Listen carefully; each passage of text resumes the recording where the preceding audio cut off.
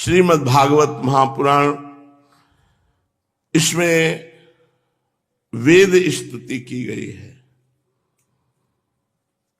चारों महापुरुष सनक सनंदन सनातन सनत कुमार, इनमें 3 श्रोता बन जाते हैं, 1 वक्ता बन जाते हैं और भगवान की रहस्यमयी दिव्य लीलाओं का गायन करते हैं। नरवपुः प्रतिपद्य यदि त्वयि श्रवण वर्णन संस्मरणादिभिः नरहरे न भजन्ति नृणामिदं धृतिवदुच्छवसतं विफलं ततः। भगवान, ये प्राणधारियों के जीवन की सफलता इसी में है कि वो आपका भजन सेवन कर ले। वेद क्या कहते हैं? शरीरधारियों की सफलता इसी में है कि वो आपका भजन सेवन कर ले, भजन कर ले, आपकी सेवा कर ले। और आपने जो शास्त्रों में आज्ञा करी है उस आज्ञा का पालन कर ले। जो आपका आज्ञा पालन न करके विमुख होकर चलते हैं, भजन ध्यान न करके मनमानी आचरण करते हैं, प्रभु उनका जीवन व्यर्थ है। उनके शरीर में श्वास का चलना ठीक वैसा ही जैसे लुहार की धौकनी में हवा का आना जाना। महातत्वाहंकार आदि ने आपके अनुग्रह से आपके उनमें प्रवेश करने पर ही इस ब्रह्मांड की सृष्टि की है। ये 5 कोशों से जीवात्मा माया में टिका हुआ है। अन्नमय कोश, प्राणमय कोश, मनोमय कोश, विज्ञानमय कोश और आनंदमय कोश। इन 5 कोशों में पुरुष रूप से रहने वाला जो मैं की स्फूर्ति करता है वो आप ही है, पर अपने स्वरूप को भूलकर वो जीव मानने लगा। बहुत सुंदर बात है। इन 5 कोशों का बाध हो जाने पर ही अपने स्वरूप का अनुभव होता है। अन्नमय कोश, प्राणमय कोश, मनोमय कोश, विज्ञानमय कोश, आनंदमय कोश। पीछे इनकी व्याख्या विवेक चूड़ामणि से हुई। आपके ही अस्तित्व से उन 5 कोशों का अस्तित्व अनुभव में आता है,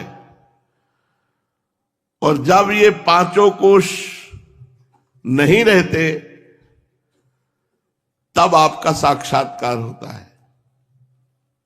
5 कोश बाधित करके निरंतर भगवत स्मृति में जो डूबा हुआ है वो भगवत साक्षात्कार का अधिकारी हो जाता है। सब में अन्वित और सबकी अवधि होने पर भी प्रभु आप असंग ही हैं, क्योंकि वास्तव में जो कुछ वृत्तियों के द्वारा अस्ति तथा नास्ति के रूप में अनुभव होता है उन समस्त कार्य कारणों से आप परे हैं। नेति नेति के द्वारा इन सब का निषेध हो जाने पर आप ही शेष रहते हैं, क्योंकि आप ही उस निषेध के भी साक्षी हैं। वास्तव में हे श्री कृष्ण, हे सच्चिदानंद हरि, एकमात्र आप ही सत्य हैं। इसलिए आपके भजन के बिना जीव का जीवन व्यर्थ है। वो महान सत्य और आनंद से वंचित हो जाएगा जो आपका भजन नहीं करेगा। हे नरहरे, मनुष्य शरीर प्राप्त करके यदि जीव आपके नाम, लीला, गुण इनका श्रवण, वर्णन, स्मरण नहीं करता तो उसका जीवन बिल्कुल बेकार है। बेकार जीवन, बेकार में श्वासें जा रही है। अगर आप हर श्वास नहीं नाम जप करते तो आप अपना समय बर्बाद कर रहे हैं, पीछे पछताना पड़ेगा। भगवान ऋषियों ने आपकी प्राप्ति के लिए अनेकों मार्ग बताए हैं। स्थूल दृष्टि वाले जो हैं वो मणिपूरक चक्र में अग्नि रूप से आपकी उपासना करते हैं। अरुण वंश के ऋषि समस्त नाड़ियों के निकलने के स्थान हृदय में आपकी उपासना करते हैं। हृदय से ही आपको प्राप्त करने का श्रेष्ठ मार्ग सुषुम्ना नाड़ी ब्रह्मरंध्र तक जाती है। जो पुरुष उस ज्योतिर्मय मार्ग को प्राप्त कर लेता है उसे ऊपर की ओर बढ़ता है, फिर वो जन्म मृत्यु के चक्कर में नहीं पड़ता। आपको इन सब बातों के चक्कर में नहीं पड़ना। देखो, हम आपको एक माई की बात बताते हैं। वो भगवान की शरणागति थी, तो मकर संक्रांति का योग लगा। भीष्म जी 6 महीना बाणों की सैया पर इस घड़ी का इंतजार कर रहे थे। मकर संक्रांति का संयोग महान पर्व, श्रीधाम वृंदावन और प्रियालाल के चिंतन में उसका शरीर छूटा। इतना बड़ा योग तो बड़े बड़े योगियों को नहीं प्राप्त होता, और वो प्राप्त हो गया केवल शरणागति से, श्री जी के प्रति शरणागति से। ये योग तो बड़े बड़े योगियों 6 महीना इंतजार किया इस योग के लिए। भीष्म पितामह जी ने, इच्छा मृत्यु का वरदान था। मकर संक्रांति, उत्तरायण, श्रीधाम वृंदावन, प्रिया प्रीतम का चिंतन, ये संयोग बड़े बड़े सिद्धों को नहीं प्राप्त होता। जो बड़े बड़ों को नहीं प्राप्त हुआ, शरणागत को प्राप्त हो गया, श्री जी के शरणागत को। भगवान, देवता, मनुष्य और पशु पक्षी आदि योनियां आपने ही बनाई है। सदा सर्वत्र सब रूपों में आप ही हैं। इसलिए कारण रूप से प्रवेश ना करने पर भी आप ऐसे जान पड़ते मानो उसमें प्रविष्ट हुए हों। साथ ही विभिन्न आकृतियों का अनुकरण करके कहीं उत्तम तो कहीं अधम रूप प्रतीत होते हैं। जैसे आग छोटी बड़ी लकड़ियों और कर्मों के अनुसार प्रचुर अथवा अल्प परिणाम में उत्तम या अधम रूप से प्रतीत होती है। इसलिए खोपड़ी खोपड़ी अलग अलग बनी है, परमात्मा एक ही है। कहीं नीच आचरण हो रहे हैं, कहीं उच्च आचरण हो रहे हैं। संतजन ये नहीं देखते, संतजन क्रिया नहीं देखते, कारण तत्व को। कारण श्री हरिवंश भनम।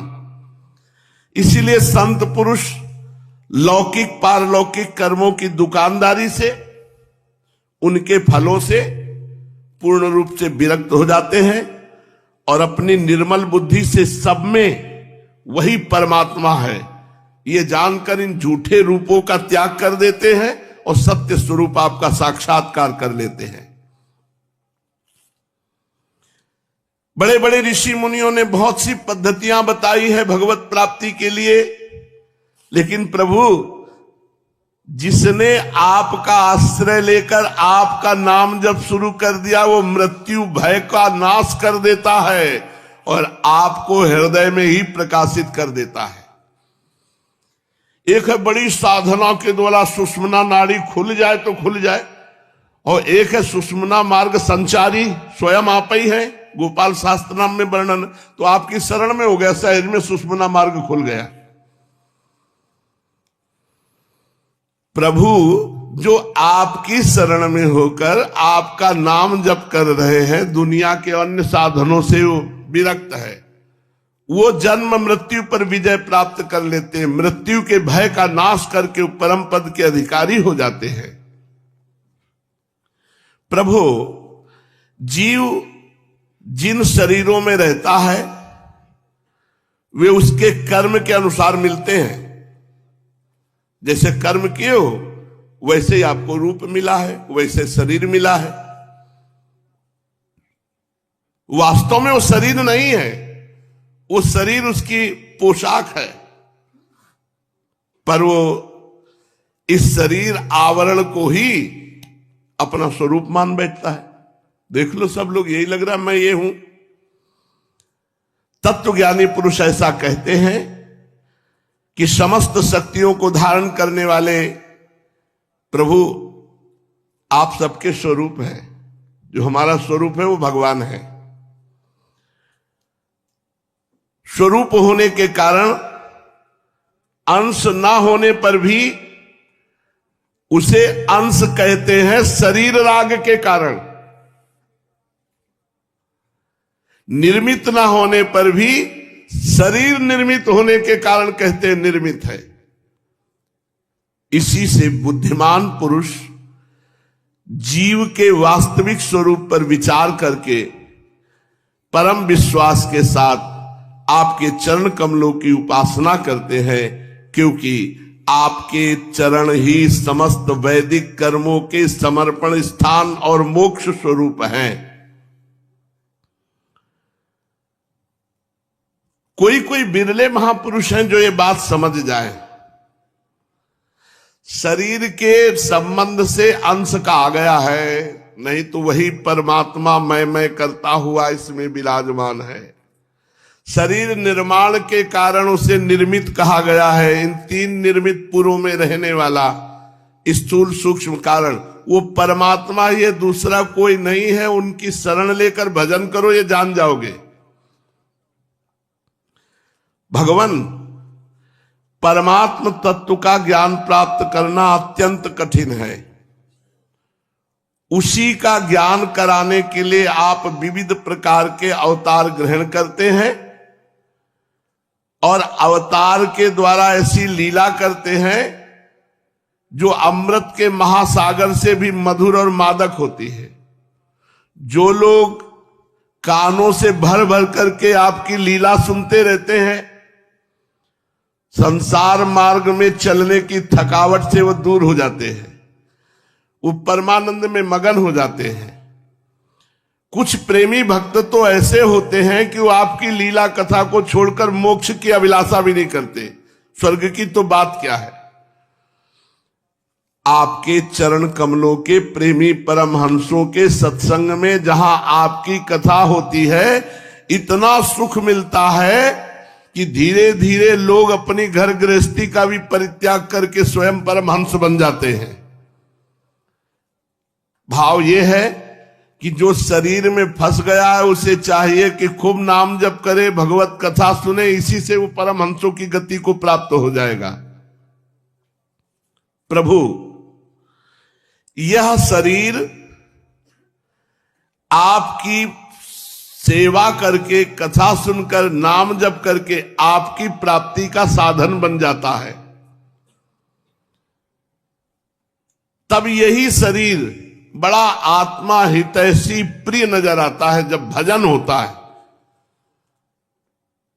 और जब ये भजन से विमुख तो यही नरक पहुंचाता है, यही रोग का दुख देता है, यही विशेष विशेष चिंतन के फसाव वाली जलन वृत्तियां देता है। प्रभु, आप जीव के सच्चे हितैषी प्रीतम और आत्मा ही हैं। सदा सर्वदा जीवों को अपनाने के लिए तैयार हैं। कोई कितना भी बड़ा पापी हो, भगवान की शरण में आ जाओ, भगवान आज भी हाथ फैलाए खड़े, आ जाओ। अपिचेत सुदुराचारो भजते माम अनन्य भाग, साधुरेव समन्तव्या सम्यक व्यवसिता हिसा। भगवान जीव के सच्चे हितैषी प्रियतम आत्मा ही है और सदा सर्वदा जीवों को अपनाने के लिए तैयार हैं। इतनी सुगमता होने पर अनुकूल मानव शरीर को पाकर भी लोग सख्य भाव आदि के द्वारा भगवान की उपासना नहीं करते, भगवान में नहीं रमते, बल्कि इस विनाशी और असत शरीर और इस विनाशी शरीर के संबंधियों में रम जाते हैं और शरीर संबंधियों की आराधना करने लगते हैं। इस प्रकार वो अपनी आत्मा का हनन करने वाले हैं, वो अपने को अधोगति में पहुंचा देते हैं। भला ये कितने कष्ट की बात है कि भगवान का भजन ना करके शरीर संसार में फंस जाना, मानो सारी वृत्तियां वासनाओं में फंसा करके उसके अनुसार पशु पक्षी आदि नीच योनियों में बुरे बुरे शरीरों को पाकर फिर जन्म मृत्यु रूपी प्रवाह में सदा फंसे रहना। प्रभु, बड़े बड़े विचारशील योगी यति अपने प्राण, मन और इंद्रियों को वश में करके दृढ़ योगाभ्यास के द्वारा हृदय में आपकी उपासना करते हैं, परंतु आश्चर्य की बात तो यह है कि उन योगाभ्यासी महापुरुषों को जिस परम पद की प्राप्ति होती, उस परम पद की प्राप्ति तो आपसे शत्रुता रखने वालों को मिल गई। आपसे वैर भाव रखते हैं तो उनको मिल गई ये परम पद की प्राप्ति, जो बड़े बड़े योगी आराधना करते हैं। कहां तक कहूं भगवान, वे स्त्रियां जो अज्ञानवश आपकी अजान बाहु भुजा देखकर, आपके सुकोमल अंग देखकर, आपका मुखारविंद देखकर जो काम भाव से युक्त हो गई, उनको वो परम पद मिला जो हम वेद की श्रुतियों को भी अभी तक नहीं मिला है। यद्यपि हम आपको सदा सर्वदा एक रस अनुभव करती हैं, आपके चरणारविंद का मकरंद पान करती हैं, पर हमको भी वो रस नहीं मिला जो काम भाव से आपके प्रतिभाव किया।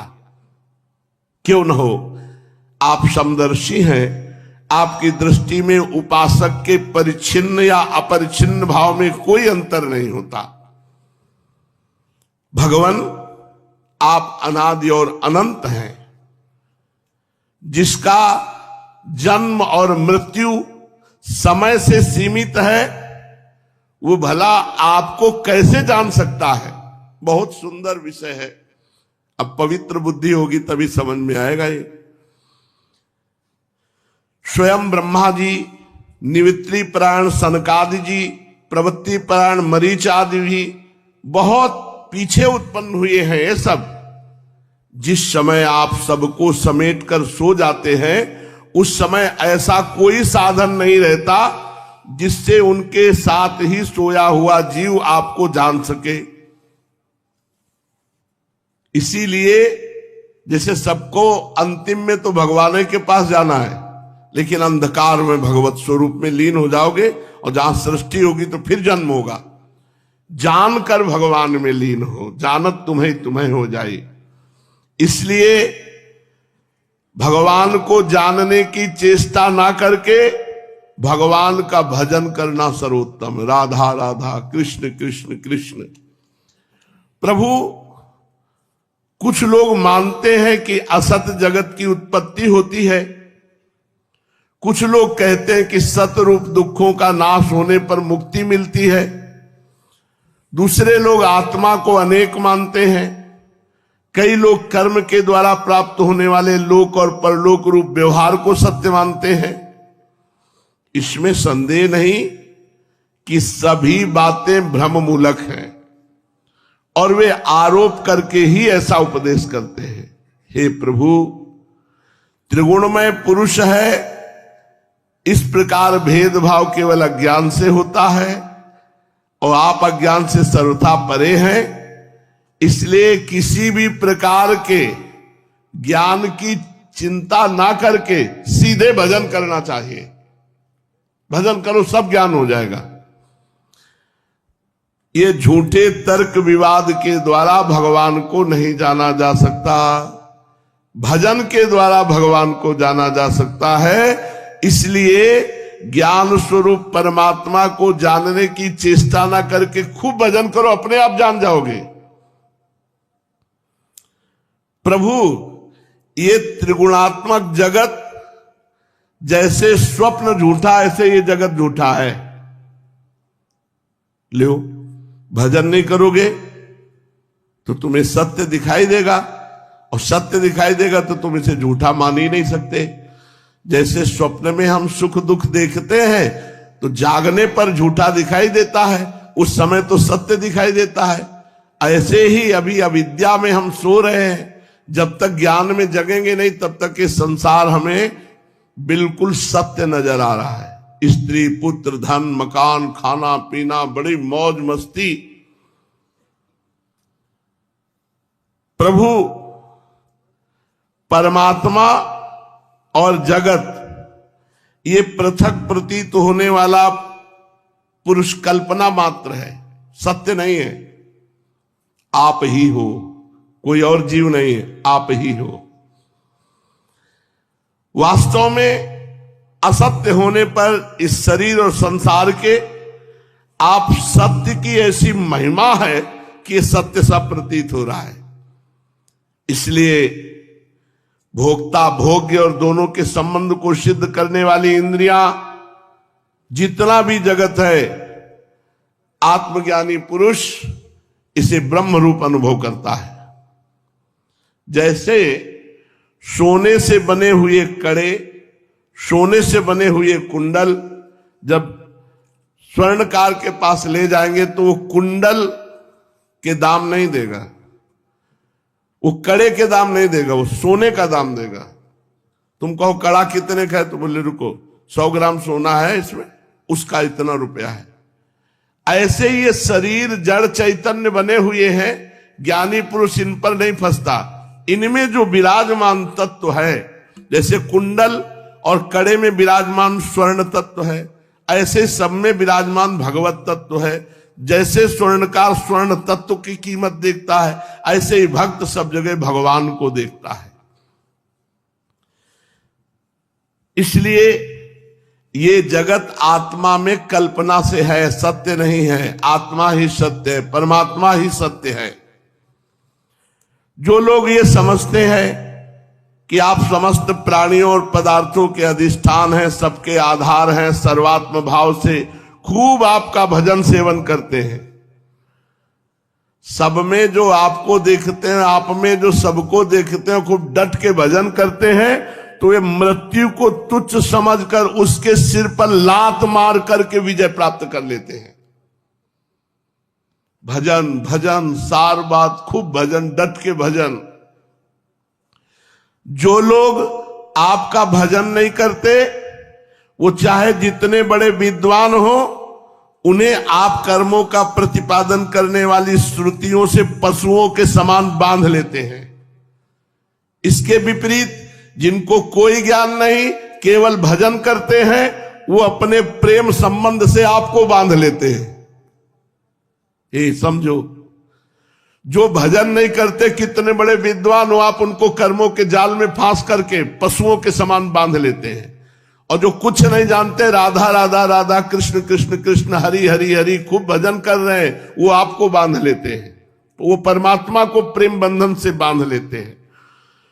वो अपने को ही नहीं, बल्कि जगत को पावन करने वाले बन जाते हैं। जगत के बंधन से जगत को छुड़ा देते हैं। ऐसा सौभाग्य भला आपसे विमुख लोगों को कैसे प्राप्त हो सकता है। प्रभु, आप मन बुद्धि और इंद्रिय आदि करणों से, चिंतन कर्म आदि के साधनों से सर्वथा रहित है, फिर भी आप समस्त अंतःकरण और बाह्य करणों की शक्तियों से सदा सर्वदा संपन्न हैं। आप स्वतः सिद्ध ज्ञानवान स्वयं प्रकाश हैं। अतः कोई काम करने के लिए आपको इंद्रियों की आवश्यकता नहीं है। जैसे छोटे छोटे राजा अपनी अपनी प्रजा से कर लेकर अपने सम्राट को कर देते हैं, वैसे ही मनुष्यों के पूज्य देवता, देवताओं के पूज्य ब्रह्मा आदि अपने अधिकृत प्राणियों से पूजा स्वीकार करके सब आपकी ही पूजा करते हैं, आपको ही पूजा समर्पित करते हैं। इसलिए हम जहां पूजा करें, आपकी भावना से करें। सब भयभीत हैं हे प्रभु आपसे, चाहे वो ब्रह्मा हो, चाहे कोई लोकपाल हो। नित्य मुक्त आप मायातीत हैं, फिर भी जब अपने ईक्षण मात्र से, संकल्प मात्र से माया के साथ क्रीड़ा करते हैं, तब आपका संकेत पाते ही जीवों के सूक्ष्म शरीर और उनके सुप्त कर्म संस्कार जग जाते हैं और चराचर प्राणियों की उत्पत्ति होती है। प्रभु, आप परम दयालु हैं। आकाश के समान सब में सम होने के कारण ना तो कोई आपका अपना है और ना तो कोई पराया है, पर जो आपका भजन करते हैं वो अपने हैं और जो विमुख है वो पराये हैं। वास्तव में आपके स्वरूप में मन और वाणी की गति ही नहीं है। आप में कार्य कारण रूप प्रपंच का अभाव होने से बाह्य दृष्टि से आप शून्य के समान ही जान पड़ते हैं, परंतु उस दृष्टि के भी अधिष्ठान होने के कारण आप परम सत्य हैं। भगवान, आप नित्य एक रस हैं। ये जीव असंख्य हो और सब के सब नित्यम सर्वव्यापक हो, तब तो वे आपके समान ही हो जाएंगे। उस हालत में शासित हैं और आप शासक, ये बात बन ही नहीं सकती। तब आप उनका नियंत्रण ही नहीं कर सकते। उनका नियंत्रण आप तभी कर सकते हैं जब वे आपसे उत्पन्न हो और आपकी अपेक्षा न्यून हो। इसमें संदेह नहीं कि सब के सब जीव, इनकी एकता या विभिन्नता आपसे ही उत्पन्न हुई है, इसलिए आप उनमें कारण रूप से रहते हुए भी उनके नियामक हैं। वास्तव में आप उनमें समरूप से स्थित है, परंतु ये जाना नहीं जा सकता कि वह स्वरूप कैसा है, क्योंकि जो लोग ऐसा समझते हैं कि हमने जान लिया, उन्होंने वास्तविक आपको नहीं जाना। उन्होंने तो केवल अपनी बुद्धि के विषय को जाना, जिससे आप बहुत परे हैं। साथ ही मति के द्वारा जितनी वस्तुएं जानी जाती हैं, वो सब मतियों की भिन्नता के कारण भिन्न भिन्न होती हैं, इसलिए उनकी दुष्टता एक मत के साथ दूसरे मत का विरोध प्रत्यक्ष है। अतएव आपका स्वरूप समस्त मतों के परे है। स्वामिन, जीव आपसे उत्पन्न होता है, यह कहने का ऐसा अर्थ नहीं है कि आप परिणाम के रूप में जीव बनते हैं। सिद्धांत यह है कि प्रकृति और पुरुष दोनों ही अजन्मा है। उनका वास्तविक स्वरूप जो आप हैं, कभी वृत्तियों के अंदर उतरता ही नहीं, जन्म नहीं लेता। तब प्राणियों का जन्म कैसे होता है? अज्ञान के कारण।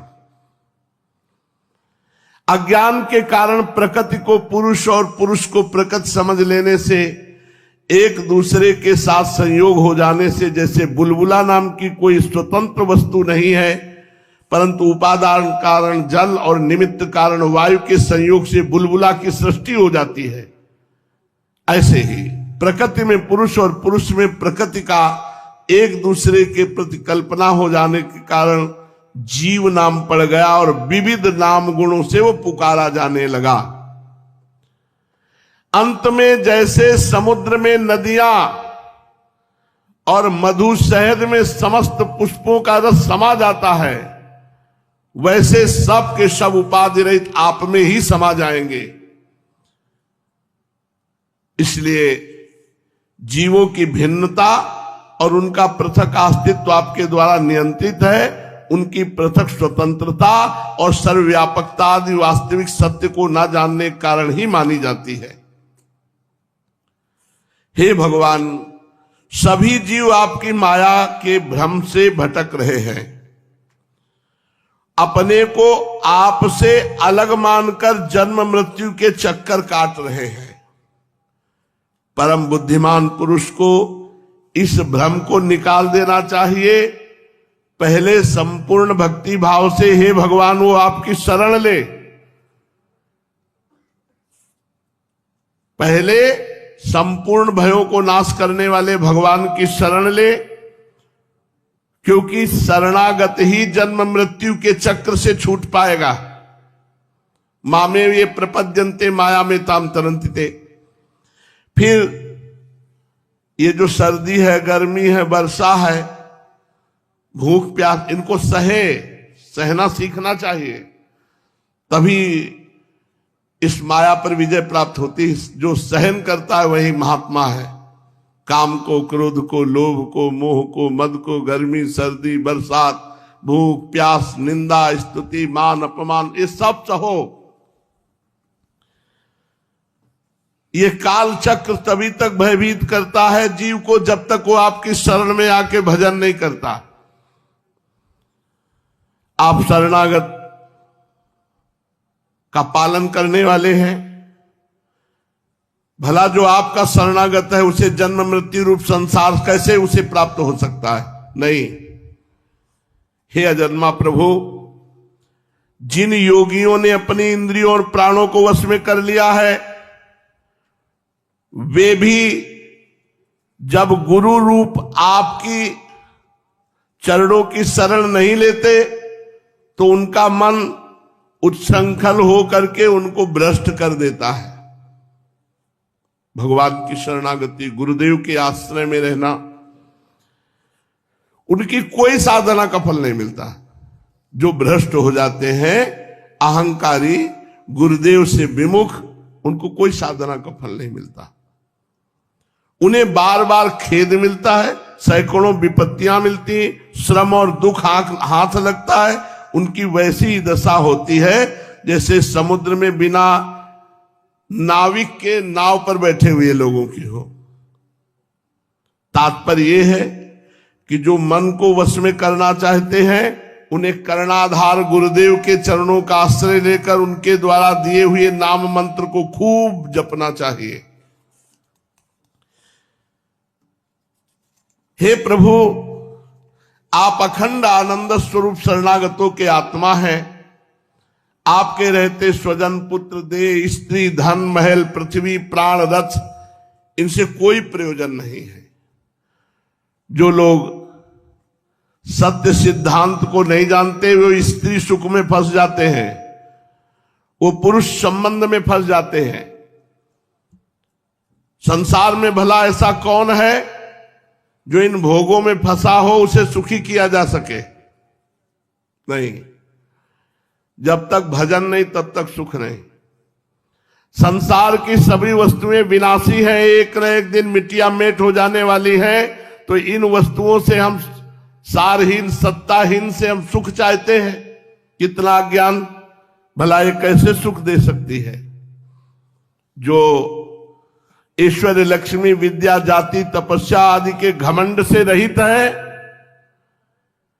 उन्हीं संत पुरुषों में इतनी सामर्थ्य होती है कि जन्म मृत्यु रूप चक्र को मिटा दे। घमंड नहीं होना चाहिए।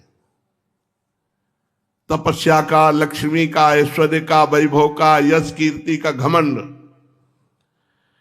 वे ही संत इस पृथ्वी तल पर परम पवित्र और सबको पवित्र करने वाले पुण्य में सच्चे तीर्थ स्थान है, जिनको किसी बात का घमंड नहीं है, खूब भजन करते हैं।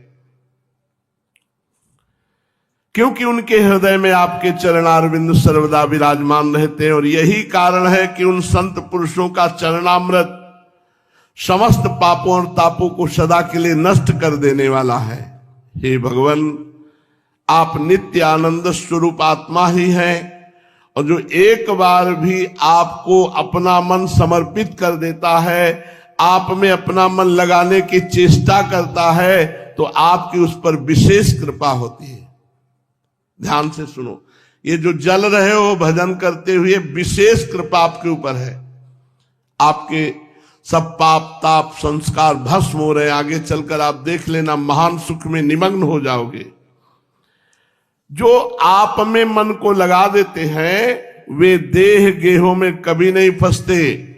जो जीव के विवेक, वैराग्य, धैर्य, क्षमा और शांति आदि गुणों का नाश करने वाले हैं, ऐसे आचरणों में वो कभी नहीं फंसते। जो आपके शरणागत हैं, आपका नाम मंत्र जपते हैं। भगवान जैसे मिट्टी का बना हुआ घड़ा मिट्टी रूप ही होता है, वैसे ही आप सत से बना हुआ ये जगत भी सत सच्चिदानंदमय है। ये बात पक्की, क्योंकि कारण और कार्य का निर्देश ही उनका भेद का द्योतक है। यदि केवल भेद का निषेध करने के लिए ऐसा कहा जा रहा है, तो पिता और पुत्र में, दंड और घटनाश में, कार्य और कारण भाव होने पर भी वे एक दूसरे से भिन्न है। इस प्रकार कार्य कारण की एकता सर्वत्र एक सी नहीं देखी जाती। यही कारण है शब्द से निमित्त कारण न लेकर केवल उपादान कारण लिया जाता है। जैसे कुंडल से सोना, तो भी कहीं कहीं कार्य की असत्यता प्रमाणित होती है। जैसे रस्सी में सांप, यहां उपादान कारण के सत्य होने पर भी उसका कार्य सर्प सर्वथा असत्य है। तो इस अविद्या के मेल से ही संसार सत्य लग रहा है। नहीं, इसमें सत्य भगवान के सिवा कुछ नहीं है। जो लोग भोगों में फंसे हैं, वो ऐसे वेद स्तुति वंदना सुनकर लुभायमान हो जाते हैं। स्वर्ग मिलेगा, अप्सरा मिलेगी, विमान मिलेंगे, ये करें वो करें। तृप्ति इसमें नहीं, तृप्ति है अध्यात्म में, भगवान के भजन में। भगवान, वास्तविक बात तो यह है कि जगत उत्पत्ति के पहले नहीं था और प्रलय के बाद नहीं रहेगा। तो बीच में जो दिख रहा है आप परमात्मा में, मिथ्या दिख रहा है नहीं, है तो केवल श्री कृष्ण ही। वासुदेवास्वरों में थी। इसी से हम श्रुतियां इस जगत का वर्णन ऐसी उपमा देकर करती हैं, जैसे मिट्टी में घड़ा, लोहे में शस्त्र और सोने में कुंडल। ये कुंडल नाम मात्र कहने को है, इसमें सोना ही सोना है। मिट्टी, घड़ा, सकोरा मिट्टी ही मिट्टी है, लोहा तो लोहा ही लोहा है। वैसे ही पूरे जगत में नाम मात्र के नाम रूप है। सत्य वस्तु ये कि परमात्मा ही परमात्मा है। जो मूर्ख लोग हैं वो ये बात समझ नहीं पाते। एकमात्र भगवान सब रूपों में विराजमान है। हे भगवान, जब जीव माया से मोहित होकर अविद्या को अपना लेता है, उस समय उसके स्वरूप भूत आनंद आदि गुण ढक जाते हैं और वो स्वरूप भूल जाने के कारण देह और इंद्रियों में फंस जाता है, जैसे अपने लोग फंस गए। अब वो अपनी देह को सब कुछ मान करके जो कुछ करेगा वो देह और देह संबंधी और भोगों के लिए करेगा। इसी से उसे जन्म मृत्यु, बार बार जन्म मृत्यु, यही चक्र भोगना पड़ता है। परंतु जिन्होंने आपके चरणों का आश्रय ले लिया, तो इस शरीर से ऐसे संबंध नहीं रखते जैसे सांप अपनी केचुल से संबंध नहीं रखता। शरीर से संबंध नहीं रखना। या शरीर क्या, बाहर कितने संबंध बनाए हुए हैं। प्रभु, ये अनिमादि अष्ट सिद्धियों से युक्त परमेश्वर्य में आपकी स्थिति है। इसी से आपका ऐश्वर्य, धर्म, यश, श्री, ज्ञान, वैराग्य अपरिमित है, अनंत है। वह देश काल और वस्तुओं की सीमा से आबद्ध नहीं है। भगवान, यदि मनुष्य योगी यति होकर भी हृदय की विषय वासना को उखाड़ नहीं फेंका, तो क्या फायदा हुआ योगी यति बने। जैसे असाधकों के लिए आप दुर्लभ हैं, ऐसे साधकों के लिए भी दुर्लभ है। यदि वासना उखाड़ के नहीं फेंका हृदय से, काम क्रोध आदि की। जैसे कोई अपने गले में मणि पहने हो और याद न रहने पर वो इधर उधर भटक रहा हो, तो ऐसे जो साधक अपने स्वरूप को भूल चुका है, वो इंद्रियों की तृप्ति करने में, विषयों में भटक जाता है, वो विषयों से विरक्त नहीं होता। जीवन भर वो दुख ही दुख भोगता रहता है, क्योंकि वो साधक नहीं, दंभी है, पाखंडी है। एक तो अभी मृत्यु से छुटकारा नहीं मिला, दूसरा वो लोगों को रिझाने लगा, धन कमाने लगा, अब दुख ही दुख भोगेगा। शास्त्र आज्ञा का उल्लंघन करने के कारण परलोक में नरक भी भोगना पड़ता है। भगवान, आपके वास्तविक स्वरूप को जानने वाला पुरुष दिए हुए पुण्य और पाप कर्मों के फल, सुख एवं दुख को नहीं भोगता। क्यों? क्योंकि वो भोक्ता भाव से ऊपर उठ जाता है। ये भजन से होगा, सिर्फ भजन से, बातों से नहीं, भोक्ता भाव से ऊपर उठा जाता है। उस समय विधि निषेध के प्रतिपादक शास्त्र भी उससे निवृत्त हो जाते हैं। वो देहाभिमानी नहीं बचा, इसलिए उसके ऊपर कोई भी शासन नहीं। जैसे कुंतलों, पुआ, कचौड़ी सब पा गए दुर्वासा जी और कहा, मैं कसम खा के कहता हूं कि दूर्वा अंकुर के रस के सिवा अपनी जबान में कुछ नहीं रखा, क्योंकि भोक्ता भाव के ऊपर है। इसलिए सब गोपियों ने अपने हाथ से प्रसाद पवाया, लेकिन दुर्वासा जी ने मानो पाया ही नहीं, पाते हुए भी नहीं पाया। देहाभिमानी को बंधन प्राप्त होता है। बस एक बार जीवन मुक्त हो जाओ, आनंद ही आनंद।